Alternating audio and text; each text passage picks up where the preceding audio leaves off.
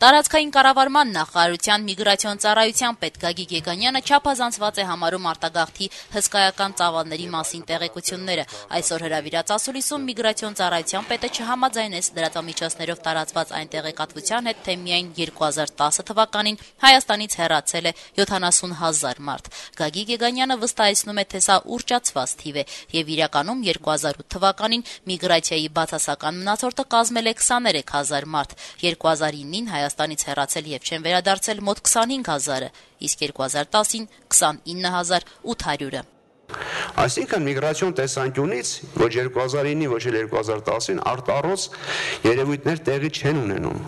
Թեև միգրացիոն ծառայության պետը այս տվյալները արտառոց չի համարում, բայց երբ գումարում ես միայն վերջին 3 տարիների ընթացքում Հայաստանից հեռացածների թիվը, ապա պատկառելի թիվ է ստացվում մոտ 80,000, սակայն Գագիկ Եգանյանը համաձայն չի այս դիտարկման հետ։ Ես ինքս չեմ ասել, թե ներգաղթ է։ Ես ինքս դա չեմ ասել ներգաղթ։ Եվ հիմա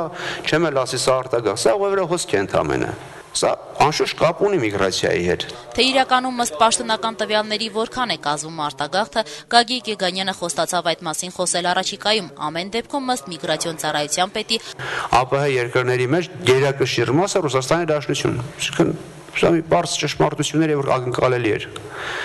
Մեր ուրեմն միգրացիոն ոսկերի 65%-ը ուղղված են դեպի Ռուսաստանի Դաշնություն։ 5%-ը ԱՊՀ մյուս երկրներ, 10%-ը նախընտրում է Ամերիկայի Միացյալ Նահանգները, մյուս 10%-ը եվրոպական երկրներ, նաև հեռավոր Ավստրալիա, Նոր Զելանդիա, Իսրայել եւ այլն։ Դե իսկ Հայաստանի քաղաքացիները լքում են երկիրը հիմնականում սոցիալական դրդապատճառներով, աշխատատեղի բացակայության, ցածր աշխատավարձի, մասնագիտական աշխատատեղի բացակայության կամ գործարարությամբ զբաղվելու խոչընդոտների պատճառով։ Ազատություն ռադիոկայանի հարցինի պատասխան Գագիկ Եգանյանը տեղեկացրեց, որ Հայաստանից հեռանում են նաև քաղաքական դրդապատճառներով։